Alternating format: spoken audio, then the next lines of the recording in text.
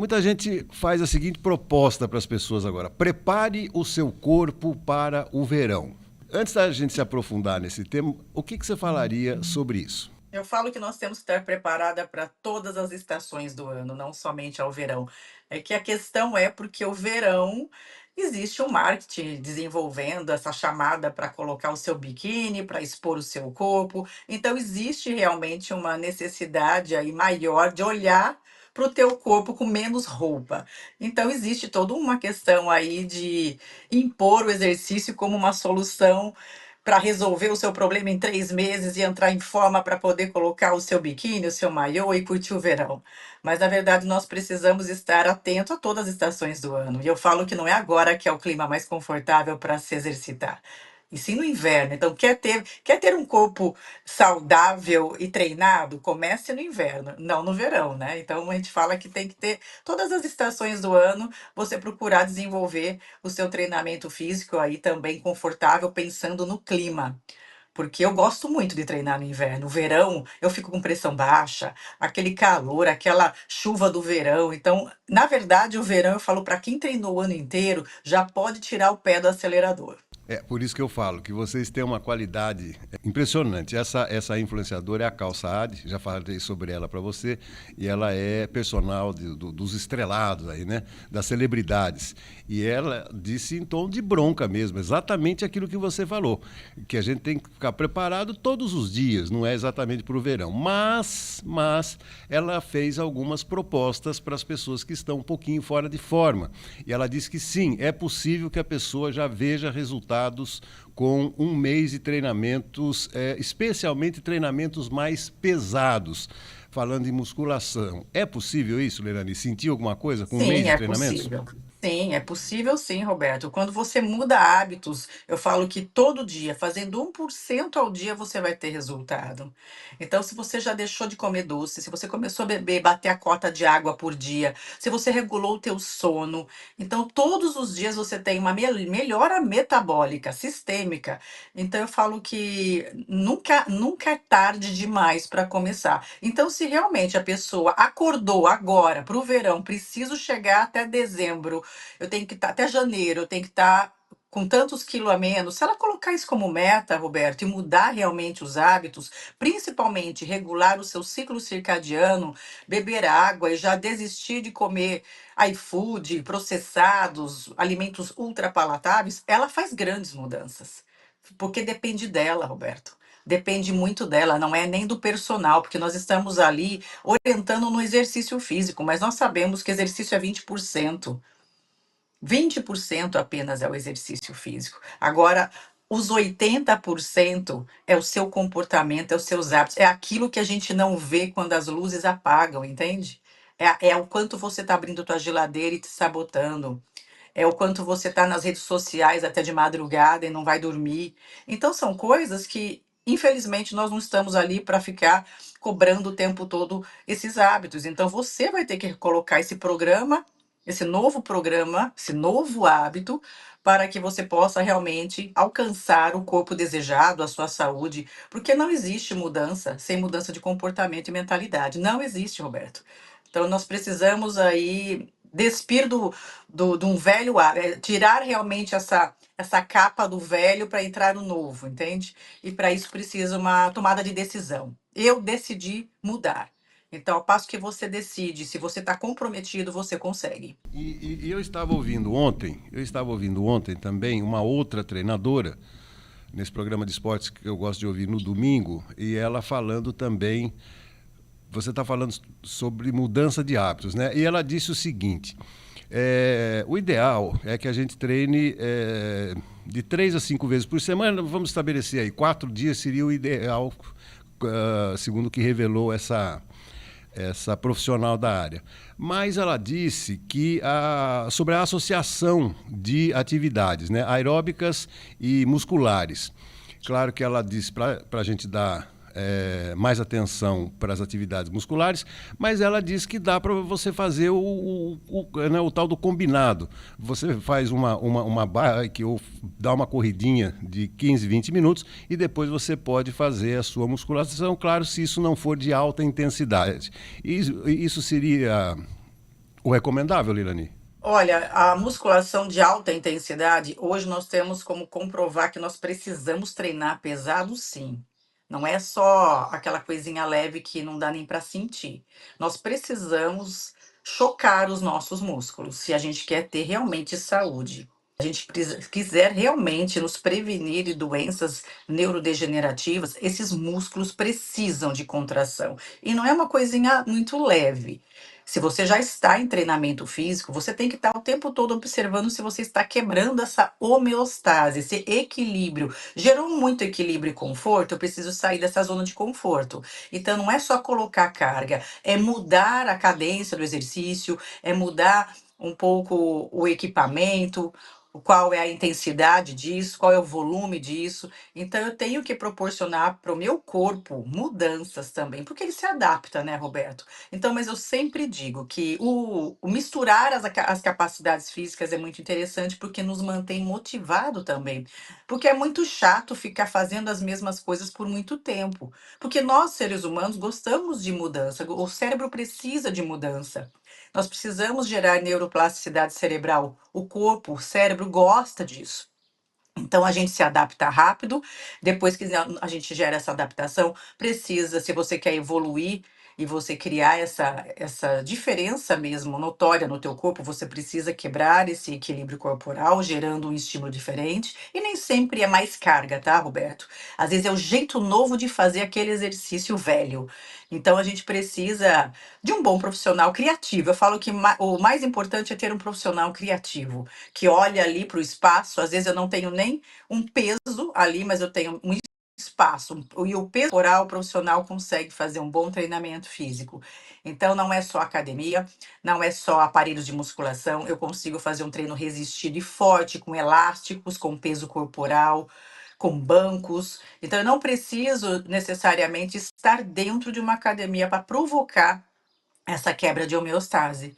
Então, eu sempre desafiava os alunos muito fortes para minha aula de Pilates de solo, porque eles têm um volume muscular muito grande, mas o centro de força deles não eram tão forte assim, que é o famoso core, né? Então a gente fala assim, vem desafiar, essa aula é fácil, mas a hora que eles vinham para uma aula de solo comigo, eles viam quanto eles estavam fracos nos músculos mais profundos estabilizadores. Então eu falo, nunca subestima um exercício com o peso corporal, porque as pessoas acham que treinamento é só botar peso em cima dos ombros, das costas, agachar, e não é só isso. E quanto mais consciência corporal, quanto mais consciência de movimento, mais unidades motoras você está recrutando, mais o teu cérebro agradece porque ele está gerando novas pontes neurais. Mas eu sempre oriento que eu preciso de contração muscular. Eu preciso sentir que o meu músculo cansou. Como que eu sinto isso? A dor tardia, a dor pós-treino. Eu senti aquele músculo daqui 2 dias, eu sinto após 48 horas. Eu fiz glúteo, eu tô sentindo o meu bumbum ali um pouquinho desconfortável, até para sentar, levantar, ou nada acontece ali, é como se eu não tivesse treinado. Então ali eu já tenho uma percepção se aquele treino está dentro de uma zona de conforto, se está na hora de eu mudar uma amplitude, uma carga um pouco maior, ou se eu aumento o meu volume de treino, eu tenho uma percepção. Então o melhor indicativo tanto quando você está caminhando, é sua percepção de esforço. Eu estou sentindo meu coração ofegante, minha respiração ofegante, meu batimento cardíaco acelerado. Ok, estou num ritmo cardíaco bom. A muscular, eu tô sentindo aquele músculo queimando, a gente gosta de falar, queimar músculo, né? E após o treino, estou sentindo as pernas pesadas, eu vou me movimentar, eu sinto um pouco de restrição até no movimento, mas nada que me impeça de andar. Legal, foi bom o treino. Então é importante a gente ter esse autoconhecimento do próprio corpo para que a gente possa gerar um estímulo adequado. E se eu não tenho essa percepção, eu posso me perder nesse volume, nessa intensidade. E às vezes eu posso estar fazendo o mesmo. Então, se eu quero respostas diferentes, eu tenho que mudar os estímulos também. Por essa treinadora ontem que eu ouvi, com relação aos treinos que podem ser divididos. Eu já ouvi falar que não compensa, entre aspas, né, esse compensa, você diminuir o tempo de treinamento, dividi-lo em duas etapas. Por exemplo, você faz um pouco pela manhã e depois você faz mais um pouco à noite, ou sei lá, depois do almoço. Em termos quantitativos, a sua opinião é que isso também não ajuda ou pode contribuir se você dividir o treino muscular e o treino aeróbico? Eu já discordo que não vale a pena, porque se eu tenho um indivíduo que ele só tem 30 minutos para treinar, ele tem que fazer o seu melhor dentro desses 30 minutos. Eu já mostrei isso nos meus stories, treinando meia hora, um intensivão ali. Membro superior, enquanto descansava o superior, eu treinava o inferior, porque eu cheguei atrasado na academia, academia fechada dentro de meia hora, eu falei, é hoje, treino matador. E é isso. Então, assim, isso aí é coisa do perfeccionismo. Se não dá para fazer em uma hora, é melhor nem ir. Mas eu acredito que o feito é melhor que o não feito. E dentro das nossas evidências científicas, nós temos comprovações de que menos de 20 minutos já é eficiente se você estiver colocando o seu corpo em movimento. Então, se você falar dessa forma, a pessoa pode até desistir, falar: "Ah, eu não tenho uma hora para ir para academia, então não vou para academia porque não compensa". Quem disse que não compensa? Compensa e muito. Dentro das evidências científicas, nós temos comprovações. São 20 minutos do seu corpo em treinamento, compensa e deve fazer. Se eu não tenho uma hora para fazer durante o meu dia, eu posso fragmentar isso aí, eu posso ir para academia, eu posso fazer um. Eu costumo fazer muito isso, né, Roberto? Eu acordo, eu já vou para a bicicleta, para o spinning, em jejum, um treino moderado, não é intenso porque eu estou em jejum. Ali eu faço todo um trabalho aeróbio, bebendo só água. Depois eu vou tomar o meu café da manhã, alongo, às vezes um pouco também, faço algum exercício só de alongamento. Depois eu vou, tomo meu café da manhã e à tarde, no final da tarde, eu vou para academia. E daí eu faço meu treino muscular. Então, você vai ter sim uma melhora, uma queima calórica maior também, porque eu estou treinando em jejum, e depois eu dou um descanso, eu reponho todo esse glicogênio muscular, eu armazeno isso dentro do meu músculo para ter um exercício de força também mais eficiente. Então eu acho muito interessante, porque às vezes o aluno vai para a academia, ele quer fazer tudo. Ele quer fazer meia hora de esteira e meia hora de musculação. E às vezes ele já queima o seu glicogênio muscular no aeróbico, onde ele não tem mais esse glicogênio para proporcionar essa força muscular. Então, se eu puder fazer essa quebra, eu não vejo o porquê não fazer isso. Porque isso se torna mais eficiente, ele vai dar o seu melhor naquele aeróbico e depois ele dá o seu melhor também nos músculos. Tá certo, você está quebrando um paradigma, porque eu já ouvi falar muitas vezes que isso aí a pessoa que divide o treino, ela não deve contabilizar isso de uma maneira geral. Ou você faz um treinão de uma hora ou você não faz. Mas eu acho muito importante isso que você falou, porque antes de fazer um treino de meia hora, Leilani, ou falar, não tenho tempo e não faço. Aí também não adianta nada, né? Aí você fica sem treinar, vamos dizer assim. Porque isso, você percebe que o perfeccionista também se sabota o tempo todo, né? É, Ele fala assim: se não for para fazer bem feito, eu não faço. exato. Mas daí aquela pessoa que não tem o perfeccionismo, ela está em movimento e ela está fazendo. Quem você acha que vai chegar lá? Entende? Porque é melhor o feito do que o perfeito. Eu prefiro fazer o meu melhor, tem que estar tudo perfeito. Então eu falei assim, gente, tem que estar feito. O que que você pode fazer agora, dentro dessa meia hora? Qual é o seu melhor dentro dessa meia hora? Porque nós não estamos 100% todos os dias, né, Roberto? Então, hoje o meu 100% é 30%. Então, eu tenho que pensar dessa forma. Porque Exatamente. senão a gente se torna o tempo todo autocrítica, o tempo todo perfeccionismo, perfeccionista. E, na verdade, dentro da psicologia comportamental, a pessoa que ela é perfeccionista, ela tem uma baixa autoestima também. Ela precisa rever tudo isso. Ela precisa estar tudo muito certo para ela tomar decisões. Então, na verdade, o perfeccionismo faz com que ela fique dentro da zona de conforto dela. Eu não me arrisco, porque para eu fazer tem que estar tudo certo, tem que estar tudo perfeito. E o que, que é perfeito hoje em dia? O que, que é perfeito? Nada é perfeito. Então, na verdade, é uma coisa que a gente coloca na nossa cabeça e isso faz com que a gente procrastine. e que a gente continue no mesmo, na zona de conforto. Então, na verdade, o perfeccionista nada mais é do que um procrastinador dos seus sonhos, das suas metas, e nada ali acontece. Então, a pessoa que ela não tem o perfeccionismo, ela vai ali 1% dando os seus passinhos devagar, ela vai chegar lá. Enquanto o perfeccionista espera o melhor dia, o melhor clima, o melhor equipamento, a melhor condição para tomar uma ação. E daí nada acontece na vida. Então eu falo que se você tem 15 minutos, vai para a esteira 15 minutos e corre 15 minutos, é melhor do que nada. Eu tenho 20 minutos, eu tenho. Então as evidências científicas comprovam sim que 15 minutos de exercício você já está fazendo um benefício muito grande para o teu corpo. Então, gente, não tenha essa preocupação com o seu tempo. Faça o que precisa ser feito e dentro das possibilidades daquele dia. Se você não está 100%, dê o seu melhor nos 20%, nos 10%, mas faça. Hoje eu não consigo contrair os músculos, eu estou com a cabeça quente. Então vai fazer uma caminhada, porque você vai oxigenar os seus pensamentos e você vai ter mais clareza mental.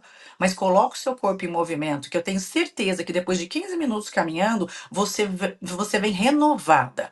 E aquele problema já se torna muito mais leve, porque você oxigenou, você respirou. Então, falar que não compensa, eu já quebro realmente esse paradigma, porque eu falo que tudo vale a pena quando você coloca o seu corpo em movimento. Sempre tirando de letra essas questões polêmicas que eu trago aqui para o nosso bate-papo. Leilani, reta final, semana que vem faremos o último programa do ano. Vamos fazer uma pequena retrospectiva. Se prepare aí e depois um período de festança aí para o pessoal aqui do Farol, tá bom? Ótimo. E sábado agora terei a última palestra presencial, tá, Roberto? O Movimento de Cura. Nós vamos fazer na Associação Integrada dos Amigos Deficientes de Limeira. Opa! Então aproveitem, tá? Aproveitem porque é gratuito, é um movimento solidário e nós vamos estar ali criando essa corrente do bem, fazendo bem e falando sobre o movimento de cura, o movimento solidário, o movimento de cura. Então, para quem não participou da minha palestra, ainda vale a pena, porque eu vou estar falando do mesmo assunto ainda, não mudei o tema, e é muito importante vocês estarem aí participando para que vocês coloquem algumas metas mais profundas aí para o ano de 2025, com mais prioridade em cuidar da saúde. E esse movimento de cura vai fazer com que você tenha mais clareza das tomadas de decisões. Minha amiga, perfeito. Até a próxima semana, então. Boa atividade na sexta-feira e a gente vai seguindo divulgando aqui no nosso Farol, na Tribuna também. Muito obrigado, ótima semana. Obrigada, até mais.